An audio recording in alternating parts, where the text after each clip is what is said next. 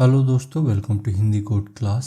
Previous lecture में हमने OAuth 2 client define किया था। अब आज हम इसी बैंकिंग ऑथ सर्वर की कंप्लीट कोर ऑथेंटिकेशन आर्किटेक्चर को स्टेप बाय स्टेप डिजाइन करेंगे। तो चलिए शुरू करते हैं। तो हम सबसे पहले यहाँ पे डोमेन लेयर कंप्लीट कर लेते हैं, जिसके लिए आएंगे अपने प्रोजेक्ट में। ये रहा हमारा ऑथ सर्विस। इसमें मेन पैकेज में जाएंगे एंड राइट क्लिक करिए, न्यू एंड पैकेज। इसका नाम देंगे डॉट डोमेन एंड फिनिश। अब इसी न्यूली क्रिएटेड पैकेज में करते हैं right click, new and class. अब ये जो डोमेन पैकेज है, इसके अंदर हम सारी एंटिटी बनाएंगे, जिसमें से पहली एंटिटी का नाम है यूजर। इसमें सबसे पहले हम कुछ फील्ड्स के नेम ले लेते हैं, मतलब जो डेटाबेस में कॉलम को रिप्रेजेंट करेंगे, जिसमें पहला कॉलम होगा आईडी, तो प्राइवेट लॉन्ग आईडी। देन होगा user name, private string user name. Then password, तो प्राइवेट स्ट्रिंग पासवर्ड। इसके बाद एक कॉलम लेते हैं, जिसमें हम रखेंगे कि जो यूजर का अकाउंट है वो इनेबल है या डिसेबल है। मतलब अगर इनेबल होगा तो ट्रू होगी उसकी वैल्यू, एंड अगर यूजर का अकाउंट डिसेबल है या ब्लॉक्ड है तो इसकी वैल्यू फॉल्स हो जाएगी। तो प्राइवेट, एंड इसका जो टाइप होगा वो बुलियन इनेबल्ड, एंड इसकी डिफ़ॉल्ट वैल्यू ट्रू कर देते हैं। इसके अलावा इसमें हम ब्रांच आईडी भी दे सकते हैं, तो branch ID. Then audit and tracing के लिए एम्प्लॉय कोड नाम का एक यहाँ पे फील्ड ले लेते हैं, तो प्राइवेट स्ट्रिंग एम्प्लॉय कोड। इसके अलावा ये जो यूजर रहेगा, इसके पास मल्टीपल रोल्स हो सकते हैं, जिसके लिए एक फील्ड लेनी पड़ेगी हमें रोल टाइप की। बट यहाँ पे किसी भी यूजर को मल्टीपल रोल असाइन कर सकते हैं, इस वजह से इसका रिटर्न टाइप होगा सेट। तो प्राइवेट सेट, एंड इस सेट के अंदर रोल टाइप का डेटा होगा, जो अभी हमने बनाया नहीं है बट बना लेंगे। इस वजह यहाँ पे किसी भी प्री डिफाइंड पैकेज को इंपोर्ट नहीं करना है। इसके बाद इसका हम दे देंगे नाम, तो नाम दीजिए रोल्स।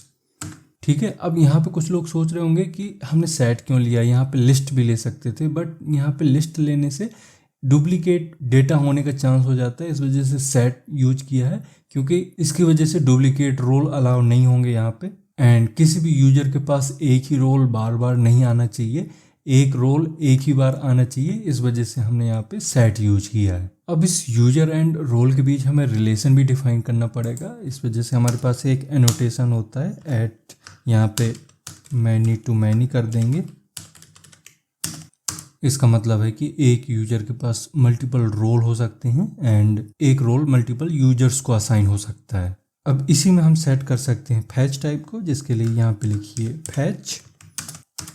इसमें फैच टाइप को कर दीजिए ईगर, तो ईगर ले लेंगे। इससे क्या होगा, जब भी कोई यूजर डेटाबेस से लोड होगा, उसके साथ ही उसके रोल भी तुरंत लोड हो जाएंगे। अब ये मैनी टू मैनी रिलेशनशिप के बीच की जो मैपिंग टेबल है, उसको भी डिफाइन करना पड़ता है, जिसके लिए यहाँ पे ऐड जॉइन टेबल का यूज किया जाता है।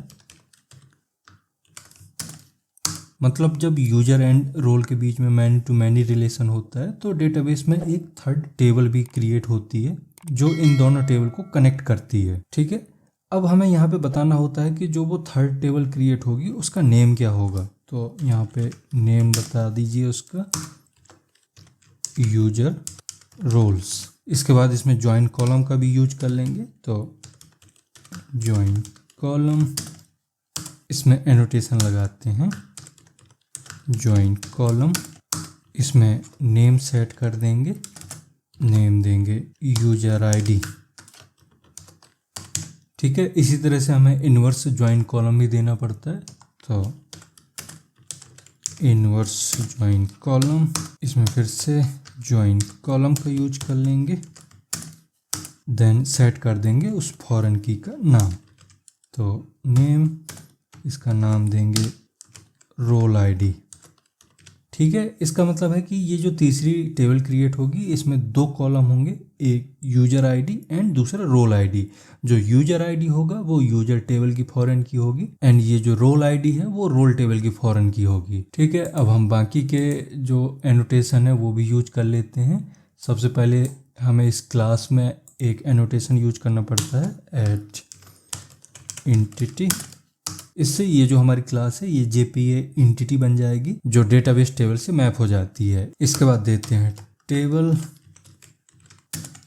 इसमें दे देंगे नेम, टेबल का नाम दीजिए यूजर्स। इसके थ्रू एंटिटी को एक स्पेसिफिक टेबल नेम के साथ मैप कर देते हैं जिसका नाम है यूजर्स। देन दे देते हैं हम गेटर सेटर, तो at getter then at setter then at no args constructor then at all args constructor then at builder।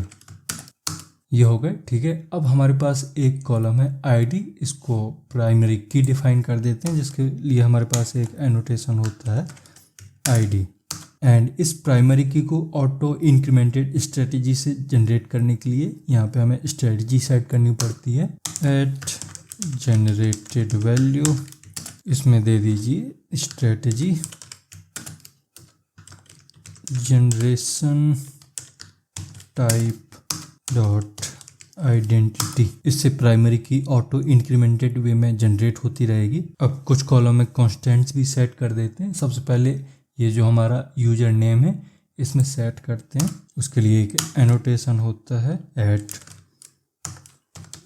Column, इसमें यूनिक को कर देंगे ट्रू, देन नलेबल इसे कर दीजिए फॉल्स। इसके बाद पासवर्ड में आते हैं, यहाँ भी हमें कॉलम एनोटेशन यूज करना पड़ेगा, इसमें नलेबल को फॉल्स कर देंगे, इसको करिए सेव। अब दूसरी एंटिटी बनाएंगे रोल की, तो फिर से इधर राइट क्लिक करिए, न्यू एंड क्लास, इसका नाम देंगे रोल। अब यहाँ भी हमें कुछ एनोटेशन देने पड़ेंगे। सबसे पहले एंटिटी देन टेबल नेम, तो टेबल इसमें सेट कर देंगे हम नेम, रोल्स। देन देना होता है आपको getter and setter, getter then at setter then all args constructor then no args constructor and last में बिल्डर। इसके बाद बनाते हैं एक प्राइमरी की, उसके लिए प्राइवेट लॉन्ग आईडी, इसे as a primary key define करने के लिए यहाँ पे एट आईडी, देन इसमें सेट करनी होती है स्ट्रेटजी, तो जनरेटेड वैल्यू इसमें दे दीजिए strategy generation type dot identity and दूसरी फील्ड का नाम लेते हैं नेम, स्ट्रिंग नेम एंड इसे यूनिक सेट करने के लिए यहाँ पे कांस्टेंट यूज करेंगे एट कॉलम, इसमें दीजिए यूनिक ट्रू, इसे भी कर लीजिए सेव। अब ये जो रोल है इसे यूजर टेबल में इंपोर्ट भी करना पड़ेगा क्योंकि हम यहाँ पे यूज कर रहे हैं इसका, ये रहा रोल, इसे करेंगे सेव। इसके बाद एक और एंटिटी बना लेते हैं, राइट क्लिक करिए न्यू एंड क्लास, इसका नाम दीजिए क्लाइंट। देन इसमें भी वही सारे एनोटेशन यूज करने होते हैं।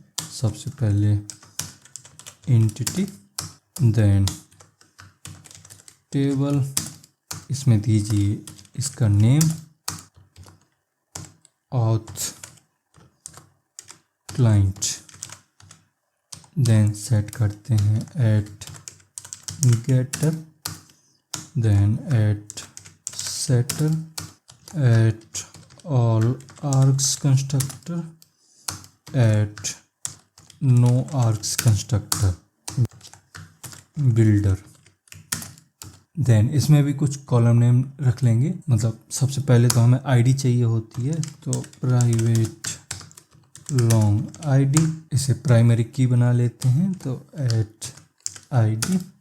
देन स्ट्रेटजी सेट करने के लिए एट जनरेटेड वैल्यू, इसमें सेट कर देंगे strategy generation type dot identity. इसके अलावा और भी कॉलम होंगे, जिसमें एक तो होगा क्लाइंट आईडी, यहाँ पे private string client ID.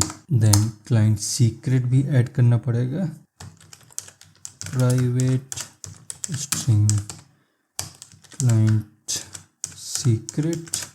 Then set कर देंगे स्कोप, मतलब हमने accounts dot read and transaction dot read इस तरह के जो कॉन्फ़िग क्लास में सेट किए थे स्कोप, उसी के लिए यहाँ पे हमें एक स्कोप कॉलम भी लेना पड़ेगा। यहाँ लिखिए प्राइवेट स्ट्रिंग स्कोप। देन हम एक बुलियन फील्ड भी रखेंगे, जिसमें हम क्लाइंट के बारे में बताएंगे कि वो एक्टिव है या एक्टिव नहीं है। तो प्राइवेट बुलियन एक्टिव, इसे भी कर लेंगे सेव। अब क्रिएट करते हैं रेपोजिटरी, जिसके लिए एक पैकेज बना लेते हैं। तो न्यू पैकेज, इसमें दीजिए डॉट रेपोजिटरी। इसमें जो सबसे पहली रेपोजिटरी हम बना रहे हैं वो यूजर रेपोजिटरी होगी। तो न्यू एंड इंटरफेस, इसका नाम दीजिए यूजर रेपोजिटरी एंड फिनिश। अब सबसे पहले इसमें हमें एक्सटेंड करना पड़ता है JPA रेपोजिटरी को। तो एक्सटेंड JPA रेपोजिटरी, इसमें देना होता है आपको एंटिटी का नाम जो है यूजर, एंड इधर आईडी में दे दीजिए इसका टाइप। तो लॉन्ग टाइप की हमारी प्राइमरी की है। अब ये आपकी रेपोजिटरी बन गई है। इसमें आप कस्टम मेथड भी दे सकते हो। तो मैं यहाँ पे एक मेथड क्रिएट करता हूँ जो डेटा को यूजर नेम के थ्रू फाइंड करेगा। तो यहाँ पे आएंगे, ये ऑप्शनल टाइप का डेटा रिटर्न करेगा, जिसमें जो डेटा होगा वो यूजर टाइप का होगा, यूजर से रिलेटेड होगा मतलब, ठीक है। देन इसका नेम देते हैं, तो find by user name, and इसमें पास कर देंगे यूजर नेम को। तो स्ट्रिंग यूजर नेम, ठीक। ये आपकी रेपोजिटरी बन के रेडी हो गई, इसको करिए सेव। इसी तरह से एक रेपोजिटरी बनाते हैं क्लाइंट के लिए। तो इसी पैकेज में करेंगे right click, new and interface, इसका नाम देंगे क्लाइंट रेपोजिटरी, एंड इसमें भी हमें एक्सटेंड करना होगा सबसे पहले JPA रेपोजिटरी को। तो एक्सटेंड JPA रेपो, इसमें एंटिटी का नाम देंगे जो कि क्लाइंट, एंड इसका जो टाइप है वो लॉन्ग टाइप की प्राइमरी की है। तो लॉन्ग, लेकिन यहाँ पे अभी क्लाइंट को इंपोर्ट नहीं किया है, तो इसको इंपोर्ट करते हैं, ठीक है। अब अगर आप इसमें एक कस्टम मेथड देना चाहें तो हम इधर क्लाइंट आईडी के थ्रू डेटा सर्च कर सकते हैं। उसके लिए यहाँ पे एक मेथड हम डिफाइन कर सकते हैं। ये भी ऑप्शनल टाइप का डेटा रिटर्न करेगा जो क्लाइंट टाइप का होगा, एंड इसका नाम देंगे हम find by client ID, and इसमें हम पास कर देंगे क्लाइंट आईडी, ठीक है। इसको भी कर दीजिए सेव। अब ये हमारा बैंकिंग एप्लीकेशन है, इस वजह से यहाँ पे हमें ऑडिट में भी काम करना पड़ेगा। मतलब ऑडिट मॉड्यूल के थ्रू हमें बहुत सारी इन्फॉर्मेशन को स्टोर एंड ट्रैक करना पड़ता है। लाइक कौन लॉगिन हो रहा है, कब लॉगिन हो रहा है, उसका IP क्या है, वो सक्सेसफुली लॉगिन हुआ या नहीं हुआ, इस तरह की बहुत सारी इन्फॉर्मेशन हमें स्टोर करके रखनी पड़ती है। एंड ये सारी चीज़ें हम ऑडिट मॉड्यूल के थ्रू ही हैंडल करते हैं। तो उसके लिए आपको ज़्यादा कुछ नहीं करना होता है। आप एक अलग से पैकेज बना लेंगे यहाँ पे, यहाँ न्यू एंड पैकेज, इसका नाम देंगे ऑडिट। अब इसी ऑडिट में करना है आपको right click, new and class. अब ये जो क्लास है ये एक एंटिटी क्लास है जो लॉगिन ऑडिट के लिए होगी, इस वजह से इसका नाम देते हैं हम लॉगिन ऑडिट एंटिटी। एंड इसमें भी वही सारे एनोटेशन देने होते हैं जो नॉर्मल एंटिटी में देते हैं, बस पैकेज अलग रखते हैं, जिस वजह से ये ऑडिट मॉड्यूल अलग से बन सके। तो सबसे पहले देंगे इसमें एंटिटी, देन एट टेबल, इसका नेम भी सेट कर देते हैं, login audit. Then getter setter के लिए @getter @setter @no args constructor @all args constructor and @builder। अब आते हैं कॉलम में, तो सबसे पहले इसमें देते हैं आईडी, प्राइवेट लॉन्ग आईडी। इसके बाद यूजर नेम भी रखते हैं, स्ट्रिंग यूजर नेम। देन एक बुलियन फील्ड भी लेते हैं जिसमें सक्सेस को ट्रू या फॉल्स करेंगे, मतलब सक्सेस हुआ या नहीं हुआ। तो प्राइवेट बुलियन सक्सेस। देन देते हैं आईपी एड्रेस, तो private string IP address. And मान लो किसी वजह से ये फेल हो जाता है तो उसका हमें रीजन भी चाहिए, तो प्राइवेट स्ट्रिंग रीजन। इसके अलावा हमें लॉगिन टाइम भी सेट करके रखना है, मतलब स्टोर करके रखना है। तो यहाँ पे प्राइवेट लोकल डेट टाइम, इसका नाम दीजिए लॉगिन टाइम। अब ये जो आईडी है इसको बना लेते हैं प्राइमरी की, उसके लिए यहाँ पे लिखिए @id। देन उसे जनरेट करना पड़ता है, मतलब आईडी को इंक्रीमेंटेड ऑर्डर में जनरेट करने के लिए स्ट्रेटजी बतानी पड़ती है। तो जनरेटेड वैल्यू, इसमें सेट कर देंगे strategy generation type dot identity, इसे भी कर दीजिए इससे। अब इसके लिए हमें एक रेपोजिटरी भी चाहिए, तो हम अलग से रेपोजिटरी नहीं बनाएंगे, इसी में हम राइट क्लिक करते हैं, न्यू एंड इंटरफेस। इसका नाम देंगे लॉगिन ऑडिट रेपोजिटरी। इसमें एक्सटेंड कर लेंगे जेपीए रेपोजिटरी को, तो एक्सटेंड जेपीए रेपोजिटरी, इधर login audit entity, then type में दीजिए लॉन्ग एंड सेव। ठीक, तो ये हमारा बेसिक स्ट्रक्चर बन के रेडी हो गया।